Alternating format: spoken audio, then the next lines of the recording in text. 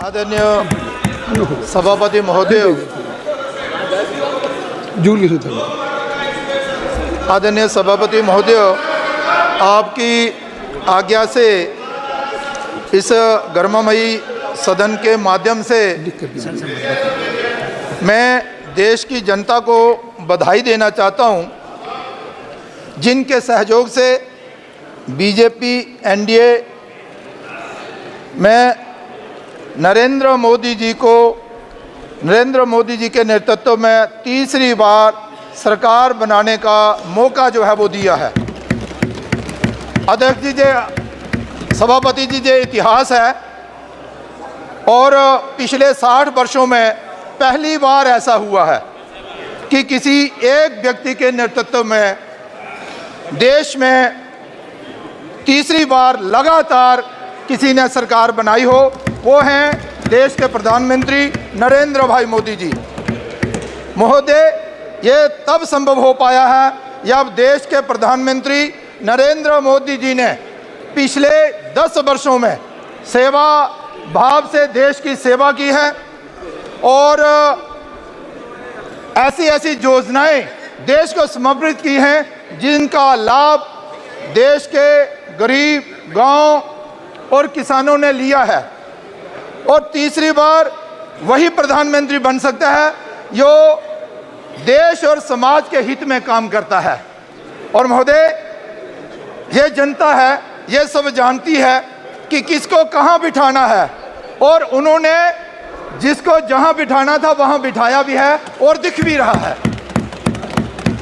यहाँ पर बड़े लोभ लुभावने नारे दिए गए और कितना झूठ का सहारा लेकर देश की जनता को भ्रमित करने का प्रयास किया गया, लेकिन मैं आभारी हूं देश की जनता का जिन्होंने झूठ का सहारा ना लेते हुए देश के प्रधानमंत्री नरेंद्र भाई मोदी और एनडीए में विश्वास दिलाते हुए देश के प्रधानमंत्री नरेंद्र मोदी जी को तीसरी बार देश का प्रधानमंत्री। एक मिनट, कृपया माननीय सदस्य जो लोग खड़े हैं वो कृपया अपना स्थान ग्रहण करें।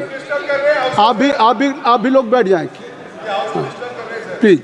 जुगल किशोर जी, महोदय, मैं सभी के लिए कह रहा हूं, आप भी बैठ जाएं। महोदय, मैं इस गर्मामयी सदन के समक्ष माननीय मंत्री श्रीमती निर्मला सीतारमण जी द्वारा प्रस्तुत किए गए बजट 2024-25 के वित्तीय बजट पर बोलने के लिए उपस्थित हुआ हूं और उसका समर्थन भी करता हूं और जिनका मैं आभार भी प्रकट करता हूं। महोदय, सबसे पहले मैं माननीय प्रधानमंत्री श्रीमान नरेंद्र भाई मोदी जी का धन्यवाद और आभार प्रकट करना चाहता हूं, जिनके नेतृत्व में निर्मला सीतारमण जी ने सभी प्रमुख बातों को ध्यान में रखते हुए 7वीं बार वित्तीय बजट सदन के समक्ष जो है वो प्रस्तुत किया है। ये बजट सामाजिक और आर्थिक दृष्टि से महत्वपूर्ण है। इसके द्वारा लोगों के प्रति सरकार की पारदर्शिता और जवाबदेही पता चलती है। महोदय, ये बजट जो है वो विकसित भारत बनाने में कारगर सिद्ध होगा और बहुत ही उपयोगी होगा। महोदय, मैं कहना चाहता हूं कि वित्तीय बजट में बहुत सी ऐसी बातों का ध्यान रखा गया है जिससे कि देश के हर एक नागरिक को इसका फायदा मिले और मैं सारांश में ना जाते हुए कुछ खास बातों की ओर आपका और सदन का ध्यान जो है वो आकर्षित करना चाहता हूं। महोदय, मैं कहना चाहता हूं कि इस बजट में कुछ विशेष बातें जो हैं उनकी ओर ध्यान दिया गया है और भरपूर अवसर का सृजन करने के लिए निम्नलिखित 9 प्राथमिकताओं के संबंध में सतत प्रयासों की परिकल्पना भी की गई है। महोदय, कृषि में उत्पादकता और अनुकूलनीयता, रोजगार और कौशल प्रशिक्षण, समावेशी मानव संसाधन विकास और सामाजिक न्याय और विनिर्माण और सेवाएं, शहरी विकास, ऊर्जा अवसंरचना और गांव, गरीब और किसान की चिंता जो है इसमें की गई है। महोदय, मैं कहना चाहता हूं कि माननीय प्रधानमंत्री जी के नेतृत्व में राष्ट्रीय सहकारिता नीति सहकारी क्षेत्र के प्रणालीगत और चहुमुखी विकास के लिए राष्ट्रीय सहकारी नीति से ग्रामीण अर्थव्यवस्था के विकास में तेजी लाना और बड़े पैमाने पर रोजगार के अवसर बढ़ाना, यही लक्ष्य जो है वो इस बजट का रखा गया है। साथ ही रोजगार संबंध प्रोत्साहन के लिए भी निम्नलिखित कई योजनाओं का जिक्र जो है वो जहां पर किया गया है। महोदय, मैं कहना चाहता हूं कि कौशल प्रशिक्षण प्रधानमंत्री पैकेज के अंतर्गत चौथी योजना के रूप में राज्य सरकारों और उद्योग के सहयोग से कौशल प्रशिक्षण के लिए केंद्र द्वारा प्रायोजित कई नई योजनाएं बनाई जाएंगी। और बेहद खुशी की बात यह है कि 5 वर्षों में ये अवधि में कई लाख युवाओं को कौशल प्रशिक्षण जो है वो दिया जाएगा। और कौशल प्रशिक्षण ऋण की सुविधा भी जहां पर जो है वो उपलब्ध जो है वो करवाई गई है। महोदय, मैं कहना चाहता हूं कि जम्मू कश्मीर का बजट जो है वो भी पेश किया गया है, उस पर भी जहां पर चर्चा हो रही है। मैं जम्मू कश्मीर का जो बजट है जम्मू कश्मीर की बेहतरी और जम्मू कश्मीर के विकास के लिए है, यहाँ पर ये दिखाई देता है, स्पष्ट दिखाई देता है, जिसमें के कृषि, ग्रामीण विकास, पर्यटन और संस्कृति, स्वास्थ्य और कल्याण, शिक्षा क्षेत्र, खेल एवं युवा पहले, कौशल विकास आदि आदि हर वर्ग और हर क्षेत्र के विकास के लिए इस जम्मू कश्मीर के बजट में बात रखी गई है। उसके लिए फंड्स जो हैं वो उपलब्ध करवाए गए हैं। महोदय, केंद्र में मैं जम्मू कश्मीर की अगर बात करूं तो केंद्र में जब से नरेंद्र मोदी जी के नेतृत्व में सरकार बनी है और धारा 370 और 35A को हटाया गया है, तभी से जम्मू कश्मीर जो है वो बदल रहा है और जम्मू कश्मीर आगे बढ़ रहा है।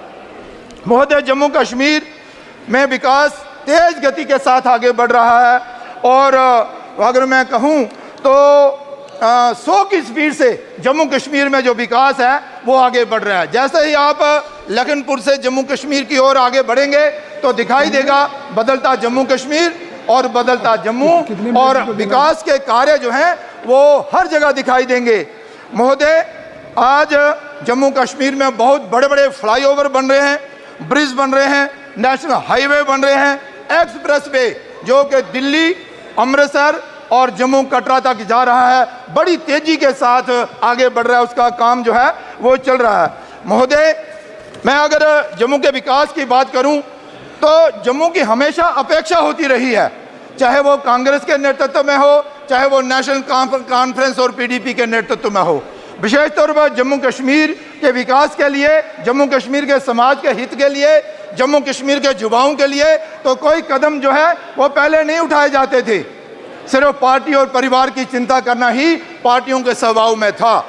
और आज की डेट में महोदय, जम्मू में और जम्मू कश्मीर में झेलम जो हमारी झील है उसकी ओर बहुत ध्यान दिया जाता है, उसकी साफ सफाई और सुंदरता के लिए। और जम्मू में तभी रिवर फ्रंट बनाया जा रहा है, गुजरात की साबरमती नदी तभी की तर्ज पर, नदी की तर्ज पर। और जम्मू में भी कश्मीर घाटी की तरह एक झील का निर्माण कार्य पूरा होने पर आया है। और जम्मू जू और बाघा बॉर्डर की तर्ज पर सुचेतगढ़ में एक परेड का आयोजन जो है वो किया जाता है। और रोपवे हो, रोड हो, कई टूरिज्म को बढ़ावा देने के लिए कई तरह के जो उपाय जो हैं वो किए जा रहे हैं। महोदय, मैं स्वास्थ्य मंत्री जी का भी आभार प्रकट करना चाहता हूं। देश के प्रधानमंत्री जी के नेतृत्व में उन्होंने जम्मू में एम्स जो दिया है, और मुझे लगता है कि एम्स की वो सारी सुविधाएं जो देश भर में होती हैं और विशेष तौर पर दिल्ली एम्स में उससे भी बढ़कर नई टेक्नोलॉजी के तहत नई नई मशीनें जो हैं वो जम्मू एम्स में लगवाई जा रही हैं। और महोदय, मैं कहना चाहता हूं कि देखिए 5 अगस्त 2019 के बाद जब महोदय धारा 370 और 35A को हटाया गया था, उसके बाद जम्मू कश्मीर में ये पहला चुनाव था जो अभी लोकसभा का चुनाव जो 2024 का हुआ है। महोदय, मैं कहना चाहता हूं कि पहली बार हुआ है कि 30 वर्षों में घाटी में भी 60% के करीब लोग वोट डालने बाहर निकले और उन्होंने लोकतंत्र को जिताया है। कश्मीर घाटी में भी बढ़ चढ़कर हिस्सा लिया है और वोटिंग हुई है। ये लोकतंत्र की जीत तो है ही है, लेकिन राष्ट्रीय नीतियों के प्रति भी समर्थन जो है वो दिखाता है। महोदय, मैं कहना चाहता हूं कि अनुच्छेद धारा 370 के निरस्त होने के बाद भारत सरकार और जम्मू कश्मीर संघ राज्य क्षेत्र लोगों की आकांक्षाओं को पूरा करने के लिए मिलकर काम कर रहे हैं, जिसमें हाशिए पर पड़े समुदायों के विकास, महिला कल्याण, सशक्तिकरण, युवाओं के रोजगार और अनुकूल सुरक्षा परिदृश्य के निर्माण पर विशेष जोर जो है वो दिया जा रहा है, ताकि दोनों सरकारों द्वारा शुरू की गई कई योजनाओं और परियोजनाओं को वांछित परिणाम के साथ जीवन पर जो है वो उतारा जा सके। महोदय, जम्मू कश्मीर में लगभग सभी क्षेत्रों में अभूतपूर्व वृद्धि हासिल करने में महत्वपूर्ण भूमिका जो है वो निभाई है। महोदय, मैं कहना चाहता हूं 5 अगस्त 2019 धारा 370 हटने के बाद जम्मू और कश्मीर पुनर्गठन अधिनियम 2019 के पारित होने के साथ ही सभी केंद्रीय कानून जो हैं वो जम्मू कश्मीर संघ राज्य क्षेत्र पर लागू हो गए हैं, जिससे कि लोगों में एक अति खुशी की भावना जो है, जिससे लोग कई वर्षों से वंचित थे। अब भारत का संविधान जम्मू कश्मीर संघ राज्य क्षेत्र में पूरी तरह से लागू है, जिसके एक राष्ट्र जैसे कि श्यामा प्रसाद मुखर्जी जी द्वारा चलाया गया वो अभियान जो है वो अब पूरा हुआ है। एक विधान, एक निशान, एक प्रधान अब जाकर लागू हुआ है जम्मू कश्मीर में। और महोदय, मैंने पहले ही बताया कि चुनाव तो पहले भी हुआ करते थे, लेकिन लोगों की रुचि जो थी वो चुनावों में नहीं हुआ करती थी। लेकिन अब जाकर नरेंद्र भाई मोदी जी के नेतृत्व में जो एनडीए की सरकार केंद्र में बनी है, उसके द्वारा जो कदम जम्मू कश्मीर की बेहतरी और विकास के लिए उठाए जाते हैं, किसी के साथ भेदभाव नहीं होता, किसी के साथ भेदभाव नहीं होता। बराबर का विकास जो है वो जम्मू कश्मीर में हो रहा है। महोदय, इसी के साथ साथ और बड़े सारे कदम जो हैं वो केंद्र सरकार ने उठाए हैं। आरक्षण का लाभ भी अब लोगों को मिल रहा है।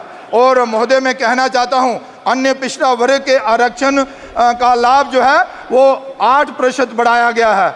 अंतर्राष्ट्रीय सीमा पर एलओसी के निवासियों को पहले की 3% आरक्षण को अब 4% आरक्षण कर दिया गया है। पिछड़े वर्गों के आरक्षण का लाभ आय सीमा को 4.5 लाख से बढ़ाकर 8 लाख तक कर दिया गया है। अब पहाड़ियों को भी आरक्षण जो है वह मिल रहा है, जिसकी वो कई वर्षों से जो है वो मांग जो कर रहे थे। महोदय, जम्मू कश्मीर पुनर्गठन संशोधन अधिनियम के बाद जो है वो जम्मू कश्मीर बेहतरी के लिए आगे बढ़ रहा है और जम्मू कश्मीर में कई सारे कदम जो हैं वो उठाए गए हैं। वो जो जम्मू कश्मीर पहले कमजोर दिखाई देता था, आज सशक्त जम्मू कश्मीर जो है वो बनने जा रहा है। जम्मू कश्मीर में अमन और शांति भी बहाल हो रही है। महोदय, मैं जम्मू कश्मीर संघ राज्य क्षेत्र के लिए अनुसूचित जातियों की सूची में वाल्मीकि शब्द को शामिल करने का प्रावधान जो रखा गया था, उससे भी बहुत बड़ा लाभ जो है वहां पर मिला है। महोदय, मैं कहना चाहता हूं जम्मू में कांग्रेस, जम्मू कश्मीर के लिए कांग्रेस ने कभी कोई रुचि नहीं दिखाई और हमेशा स्वार्थ की राजनीति की है, पार्टी और परिवार की राजनीति की है, ना कि समाज और देश की चिंता करते हुए जम्मू कश्मीर की ओर आगे बढ़ाया है। महोदय, मैं बताना चाहता हूं आज जो जम्मू कश्मीर के 2 टुकड़े हुए ना, ये कांग्रेस की वजह से हुए हैं, आपकी स्वार्थ की राजनीति की वजह से हुए हैं। महोदय, मुझे मालूम है जहां पर क्या क्या बोला गया है और विशेष तौर पर मैं महोदय कहना चाहता हूं कि धारा 370 हटने के बाद बहुत कुछ दिया गया और इस बजट में भी बहुत कुछ दिया गया है। महोदय, मैं बताना चाहता हूं कि जम्मू पर्यटन उद्योग केंद्र शासित प्रदेश जम्मू कश्मीर के लिए जीवन रेखा है, जिसका स्थानीय अर्थव्यवस्था में अहम योगदान है और जम्मू कश्मीर के पुनर्गठन के बाद बदलते माहौल के बीच धारा 317 और 35 से हटने के बाद साल 2023 में जम्मू कश्मीर में 2.11 करोड़ पर्यटकों का रिकॉर्ड आगमन जो है वो जम्मू कश्मीर में हुआ है। जो इससे पहले कभी नहीं हुआ। ये इतिहास है। महोदय, मैं कहना चाहता हूं कि इसी वर्ष जून अंत तक भी 1 करोड़ और 2000 लोग जो हैं वो जम्मू कश्मीर में सैर सपाटा करने गए हैं, जम्मू कश्मीर को देखने गए हैं, बदले हुए जम्मू कश्मीर का आनंद लेने जो है वो वहां पहुंचे हैं। महोदय, कई सारे कदम जो है वो इस बजट में जम्मू कश्मीर की बेहतरी के लिए उठाए गए हैं और मैं उन सब का जिक्र तो जहां नहीं करूंगा, लेकिन खास बिंदुओं पर जरूर जहां पर अपनी बात जो है वो रखूंगा। महोदय, मैं कहना चाहता हूं कि जम्मू कश्मीर की बेहतरी के लिए, जम्मू कश्मीर के विकास के लिए कई, और इसी बजट में जहां पर चर्चा हो रही थी प्रधानमंत्री ग्राम सड़क योजना के माध्यम से बहुत सारी सड़कें तो बनी हैं, लेकिन उसके साथ साथ ही मैं कहना चाहता हूं कि 7,886 किलोमीटर सड़कें जो हैं वो प्रधानमंत्री ग्राम सड़क योजना के माध्यम से बनी है, जो कि रिकॉर्ड है। यह पहले ऐसे कभी नहीं हुआ था। और रिंग रोड हो, 58 किलोमीटर का एक रिंग रोड जो है वो बनकर तैयार हो गया है, बहुत सुंदर है। मैं चाहूंगा कि वो देखने लोग वहां पर आएं। रेल की अगर मैं बात करूं तो रेल सेवा जो है उसमें सारी सुविधाएं 80 से 80 बढ़ाई जा रही हैं, लेकिन एक बात मैं और कहता हूं कि देखिए, ये सबसे ऊंचा ब्रिज अगर कहीं रेल का बना है तो वह जम्मू कश्मीर में बना है और रियासी कोड़ी में बना हुआ है। महोदय, 2009 से लेकर 2014 तक जम्मू कश्मीर के लिए 1,044 लाख रुपया जो है वो दिया गया था, लेकिन 2024 से लेकर 2024-25 में ही 3,694 करोड़ रुपया जो है वो रेलवे की तरफ से वहां पर खर्च किया जा रहा है। महोदय, 2014 से लेकर 2024 तक 87 किलोमीटर नया ट्रैक जो है वो बनाया जा रहा है। महोदय, 344 किलोमीटर जो लाइन है उसका इलेक्ट्रिफिकेशन हुआ है। 4 रेलवे स्टेशनों का विकास जो है वो अमृत स्टेशन योजना के माध्यम से किया जा रहा है। महोदय, जम्मू तवी, बड़गाम, माता वैष्णो देवी, कटरा और उधमपुर ये रेलवे स्टेशन जो हैं उनका बड़े जोर शोर से विकास कार्य जो है वो चल रहा है। जल जीवन मिशन की अगर मैं बात करूं तो जल जीवन मिशन जो है वो जम्मू कश्मीर के लिए एक वरदान सिद्ध हो रहा है। वैसे तो पूरे देश में जल जीवन मिशन के माध्यम से जो कार्य चल रहे हैं वो वरदान सिद्ध हो रहे हैं, लेकिन जम्मू कश्मीर में भी जल जीवन मिशन के माध्यम से हो रहे कार्य जो हैं वो वरदान सिद्ध हो रहे हैं। हर घर नल और नल में जल के माध्यम से लोगों को जो है जल पहुंचाया जा रहा है। महोदय, स्मार्ट सिटी, कृषि क्षेत्र में सुधार और इससे अलावा भी कृषि क्षेत्र में 3000 डेयरी जो हैं वो नई खोली जाएंगी, लोगों को रोजगार मिलेगा। सोलर के माध्यम से छतों पर वहां पर जो बिजली बनेगी उसका लाभ लोगों को मिलेगा, जीरो बिल होगा। इसके अलावा महिला सशक्तिकरण के नाते भी प्रधानमंत्री नरेंद्र भाई मोदी जी के नेतृत्व में बहुत बड़े कदम जो हैं वो उठाए गए हैं। लेकिन जम्मू कश्मीर में ही अगर मैं बात करूं तो 90,000 सेल्फ हेल्प ग्रुप जो स्वयं सहायता समूह है वो बनाए गए हैं। इससे महिलाओं का आत्म बल भी बढ़ता है, उनको रोजगार भी बढ़ता है और वो किसी पर निर्भर भी नहीं रहती हैं। मोदी, मैं कहना चाहता हूं कि जम्मू कश्मीर में हर एक नागरिक को आयुष्मान भारत के नाते लाभ मिल रहा है, हर एक व्यक्ति को लाभ मिल रहा है। और किसान निधि के नाते भी मुद्रा लोन के माध्यम से अब वो जो लोन की राशि है वो भी बढ़ाई जा रही है। महोदय, मैं थोड़ा सा समय और लूंगा, कुछ करनीय कार्य जो हैं उनकी और तरफ सरकार का ध्यान दिलाना चाहता हूँ। संक्षिप्त करें। हाँ, बिल्कुल संक्षिप्त में कहूँगा। महोदय, जम्मू कश्मीर में बहुत सारे अच्छे कार्य हुए हैं, लेकिन कुछ करने कार्य हैं उनकी ओर भी मैं चाहूँगा कि हमारी जो वित्त मंत्री हैं वो ध्यान दें और इस पर भी थोड़ी जम्मू कश्मीर ड्यूटी प्रशासन की सहायता करें।